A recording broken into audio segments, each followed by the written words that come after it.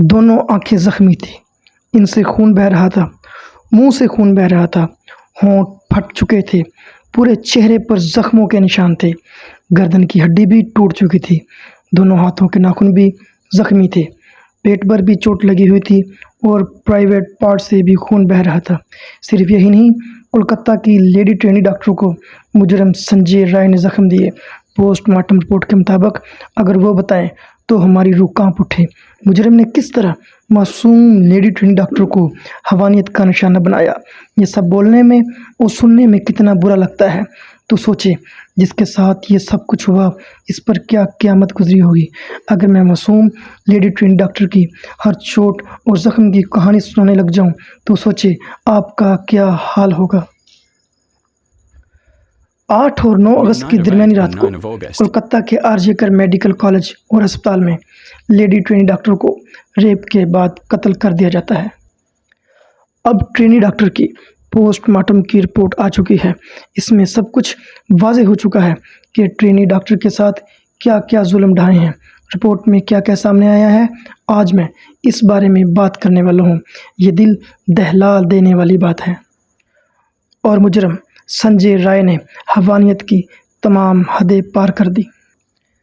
8 اور 9 اگست کی درمیانی رات مجرم سنجے اسپتال آتا ہے اور یہاں اس نے خوب شراب پی۔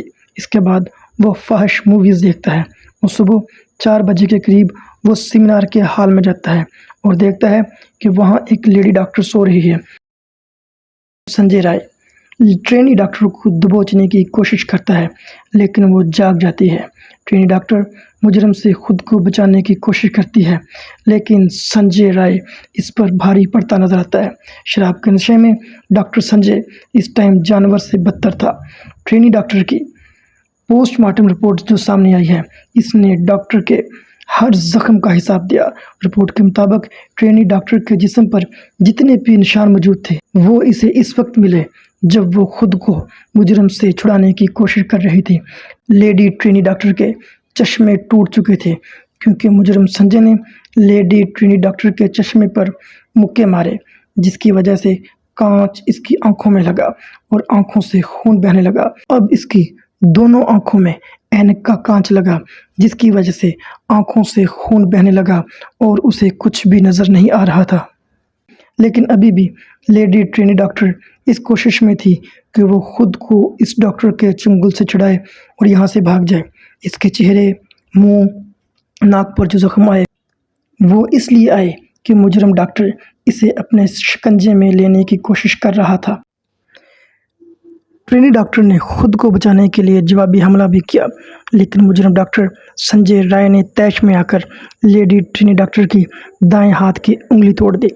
اپنے آپ کو بچاتے ہوئے لیڈی ٹرینی ڈاکٹر کے دونوں ہاتھوں کی انگلیاں اور ناخن زخمی ہو گئے تھے۔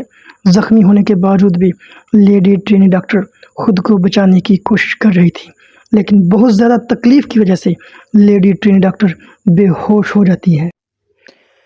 پوسٹ مارٹم رپورٹ کے مطابق ٹرینی ڈاکٹر کے پرائیویٹ پارٹ پر زخم اس وقت آئے جب ٹرینی ڈاکٹر بے ہوش ہو چکی تھی اور مجرم ڈاکٹر سنجے رائے اس کا ریپ کر رہا تھا۔